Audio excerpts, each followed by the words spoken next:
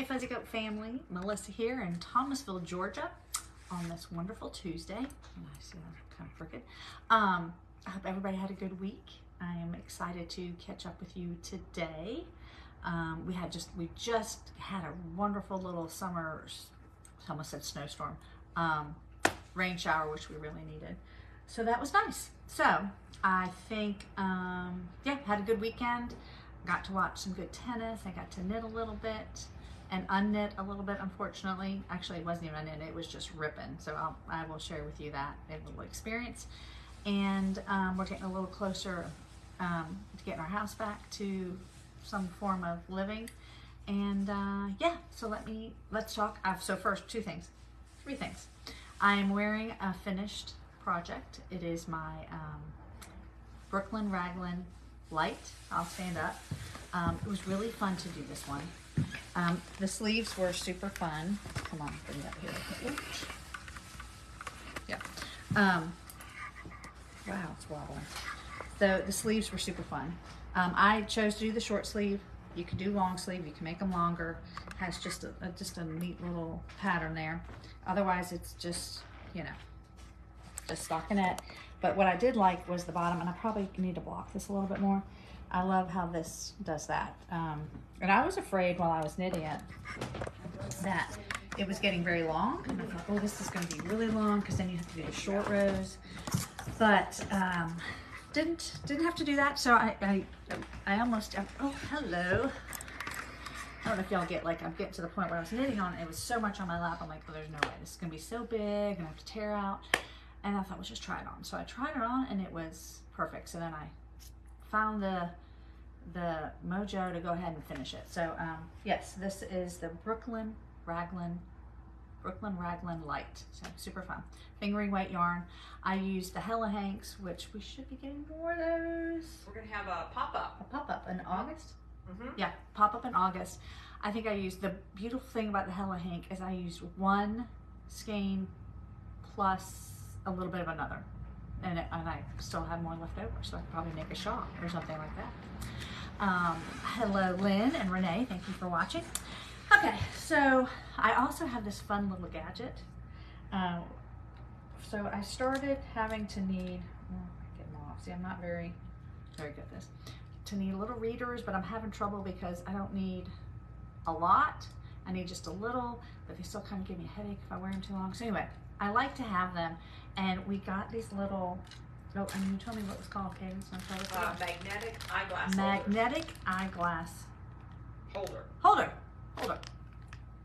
So it won't rip my my knitwear because it's magnet.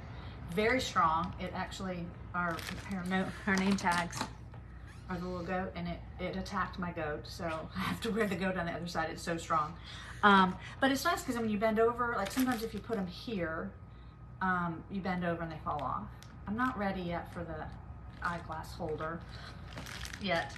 And so this works really well. They don't fall off, they're handy, they're always with me, and they don't get in the way. So we have these now, they're up online. We have blue, look how strong these are. So we have blue, black, silver, and then the pink that I have, which I chose the pink one. So they're super fun. Yeah, so I mean, I know some people have to wear them all the time. I'm kind of in the in-between stages right now, which is kind of frustrating, but very handy. Also, I'm thinking when I'm knitting, although with my Portuguese style, I think it still would work, but like I do have magnifying glasses that I tend to grab because they just make everything huge and I don't have to wear them as long. But it's kind of handy to have them right there because otherwise I'm on the head or on the neck or, anyway. Okay, so projects. I talked about this one. I love doing it. I loved using the Hella Hank. Again, like when it came time to weave in the ends, there weren't very many ends at all. So can you make it with one Hella, somebody asked if you can make this with one Hella Hank. Not for my size, I needed more than one. So I would say if you're making a smaller size, quite possibly. I don't have the yardage in front of me to see what the smallest size is, but like I said, I should have weighed it. Very little of my second ball, maybe a quarter of it. Anyway, okay, so let's talk projects. Let's just go ahead and pull the Band-Aid off the Pasadena pullover. So, as you remembered, I was about ready to seam this baby together on Sunday. And then I realized this is the front. So I realized the back, and I kept saying, I think this is really long. I couldn't figure out why it seemed so long. Yeah, well, it was long because I inadvertently, when you're supposed to start the shaping for the shoulders, you're supposed to do it while you're doing chart 3, tier 3, not at the beginning of it, however, which I did mess that up. You do it at a certain length when you're in chart 3. I had started on the back of mine. I started the shaping of the shoulders at 4, tier 4, which was up here, which is why it did make it so long. So that was mistake 1. Then I was finishing up my front. I was shaping the neck and doing the shoulders actually twice because I tore it out. And, oh, okay. Then I went and I had tore it out again. And this one, I realized I had started the here we are right here, chart 3. I had started my shaping then, which was wrong because then it made it short. I think I could have made it work, but when the back was already wrong, I just went back to chart 3 on the back and front, and yeah, so there we are. I'm getting really good at these charts. So what I had misread was that I think it's 12 1/4 from the bottom up, then you start the shaping for the underarms. It was probably a difference of 1.5 inches, maybe 2 inches, something like that. Anyway, so now I have the front to chart 3. This is the front, I've indicated it there. And then the back to chart 3 as well. But however, I have all these little balls because, you know, it had to be bound off, and I cut the yarn, and it is all okay because it's part of the process. Hold on. It really is part of the process. And had I not, I think I can't remember the process, which one I pulled out first, but I might have left the front if the back matched. But see, the front was going to be up here and the back was going to be back here, and the armholes, it's going to be messy. But I did start the sleeves, and I think I might just have to stick with the sleeves right now. That needs to go in timeout. So the sleeves, I think I mentioned, are done flat. You piece them together. It does kind of make a mess when you shove it in a bag. But I have 2 sleeves. So this is one. This is done at the ribbing. It is kind of a bell shape. I mean, it's down at the bottom of the sleeve, so it's the ribbing. And here's the second one. So I'm doing them at the same time. And you have to remember to switch your ball, which that sometimes causes me angst. I forget to do it. And I like to hook them together so I don't forget to go over to the second one and I don't turn my work. Because what has happened in the past is I might just inadvertently work on one using the correct yarn and everything, but this one is not getting worked on. So that's my little trick, is to attach them here, and then I move that as it gets longer and longer. So I think I might have to just stick with the sleeves for now. We'll see. Oh, you know, yeah, I don't know. I can't believe I made that mistake. But anyway, that happens. That's why we knit with good yarn. We knit with yarn we love, so that we will fix it and not have any issues with it. I did want to show you these. We got these in today, a restock of the rainbow O-snap bag, black rainbow O-snap bag. But I wanted to show you that they have a bottom, a gusset for working out of. Do I get to stand up? I'm kind of showing you, but you know, stands up. These are the extra, hold on, we have a different size, we have 2 sizes.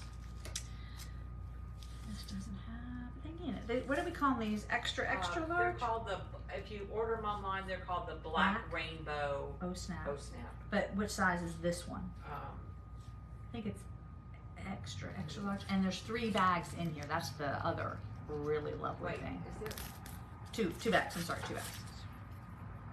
But this one has a zipper too. The small ones have 3, right? The small size. The flat kind. The flat. These, okay, that's the difference. But the size and the standing is a large and extra large. Large and extra large. Okay, there you go. There you have it. The standing. Okay, I want to show you that because I really like. There is a set with. Oh, here's the tag. I see it now. It is what? There is a set Here it is. of rainbow, and they're just like 2 inches deep, like, so it's a little tiny, it's a small. Yes. So check it out. It's on our website. Oh, snap. Okay. Should we talk about my projects? Let's talk about my project. I talked about the Pasadena pullover. Bless his heart. It's gonna get done. And I just have to decide, do I want to just hunker down and do it? Because I've gotten really good at the charts. Or do I want to work on something more fun? Because like last night, is this where I put it? Nope. I've moved all my projects. I picked up I thought I was going to get some more work done, but I was getting really tired. And then my son came home and it was early and he sat down and we were talking. So I put down my knitting because I did have to pay attention, and we chatted. And so, you know, he's getting ready to go off to college, and I really, really enjoyed that time. So I didn't get as much done, but this is really fun. Look at what is happening here. Like I am addicted. So this might be what I pick up tonight when I get home because it's so fun. So fun. We have the kits. We're calling it Holiday Lights. The pattern is actually Christmas in Flux. Knitwise, Alicia has put together some fun kits for us. We have 3 main colors, but they all include the same Christmas lights as well as Christmas trees, and then the string for the lights. But the main colors are a little different, so check it out on our website. But it is so fun. I can't wait to get to my next bauble of the lights. And the way she dyed this yarn, it's like almost every light is a different color. That's so fun. I was bragging about it with my son last night, but it's so fun. It really is fun. And the color work, that's not a lot of carrying so far. I might have had 1 or 2 rows, but because the way the string's going, you don't have to carry, which I love that kind of color work when you don't have to think about it too much. But anyway, so that's my kit, my Christmas in July. I need to get a little further on it. Yeah, okay, so let's talk. I feel like I had forgotten one of my sweaters. Is that true? Let me see. Oh, I have. Let's see what's in here. Or it could have just fallen over. Maybe it's still in my bag. All right, so I did start, this is for my mom, who has a birthday in August. This is the agave, the Dando agave. And I think I'll show you the picture. It's very pretty, and this color is beautiful. We have just a few more. We have some natural colors coming in, and the agave and the iris. They're just on back order, but we do have. Do we have any more of these kits? Not in the teal. I think we might have it in the prune agave. But anyway, so this I've done my cast on. I did a gauge swatch. It did grow, so that was interesting. This is the linen I'm using, and I did as she Prune. We have that purple. We have prune, which is a beautiful color too. And then the iris we have 2 colors in. But so I did block it, and she said block it aggressively, pin it out. Then when it dries, take off the pins. Which stitch is used for the lights on the Christmas set? They call it a bubble. It's basically a bobble. It's a 5-stitch bobble. You could probably do it maybe with 3 stitches, but then it's almost like, oh, why bother? Like, I'm thinking it's a Christmas sweater. I want the bobble to be seen. What is my husband saying something on there, Marcy? What are you saying? He must be saying something. Anyway, so this is using linen, and so I did the blocking like she said, and it did actually, when she said, you know, block it out and then unpin it and then measure it, it was a different gauge by a stitch, I think. So that was good information to know, again, because I'm making it for my mom.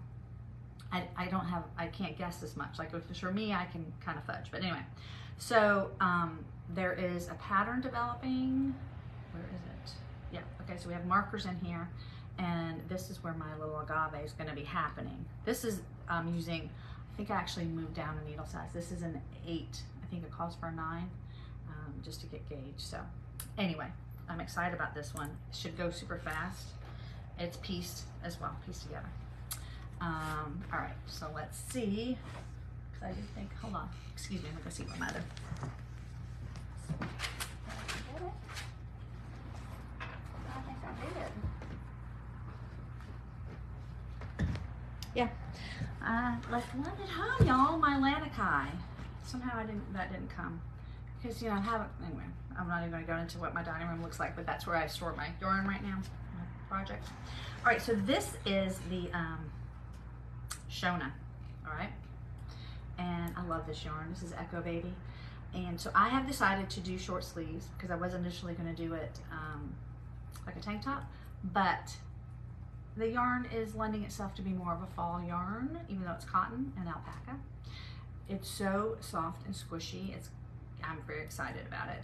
I have to decide, I think I'm gonna do a contrast color for my ribbing, if I can figure out the crochet part of it.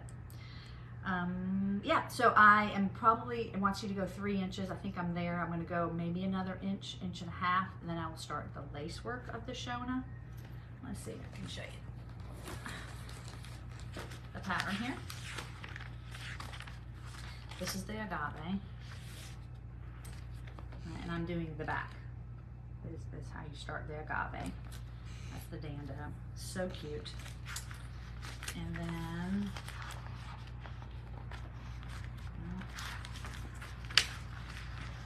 maybe I left everything of the Shona home. Let's see. No, not the Shona. It was the lamp. Here it is.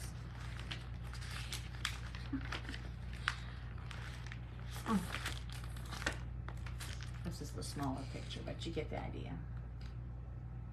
So another thing that I did with this one, because I am using, it's interesting because part of it is done flat and then you go in the round. And I noticed, I did my gauge swatch, but I noticed when I got in the round, my stitches were tighter. So I actually did switch to a bigger needle, which is probably why it's going a little faster. Because it was looking like it got tighter, and I don't want it any tighter. I want it to be looser. So that's what I did on this guy. So, and also with cotton, I've noticed, and I don't know if you can tell so much on this one, when you're going back and forth and then you go in the round, it does change. It changes your gauge a little bit. So anyway, this is the Shona. The one that I left at home, which I cannot believe it, is the Lanica. I did work on that one too. Let me see if I show you a picture.